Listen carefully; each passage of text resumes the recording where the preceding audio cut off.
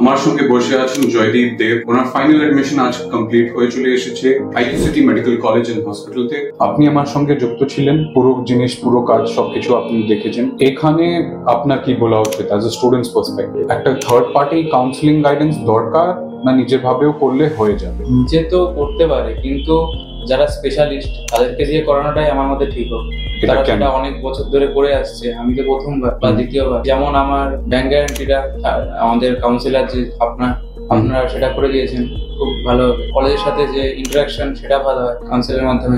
একটা এক্সপিরিয়েন্সও থাকে যে কোন রাউন্ডে আমার কি হতে পারে। হ্যাঁ, সেটা তো আপনাদের যে ডাটা বেস তো খুব প্রচুর বড়, সেটার থেকে আপনারা বুঝতেই পারেন আমাদের সুবিধা। একদম। নমস্কার, আপনারা যদি ওয়েস্ট বেঙ্গল প্রাইভেট কলেজেস বা অল ওভার ইন্ডিয়াতে ফিসে ডিসকাউন্ট খুঁজছেন, education loan, scholarship, bank guarantee removal, এই সব ব্যাপারে আপনারা শিক্ষাকে আজকেই যোগাযোগ করতে পারেন।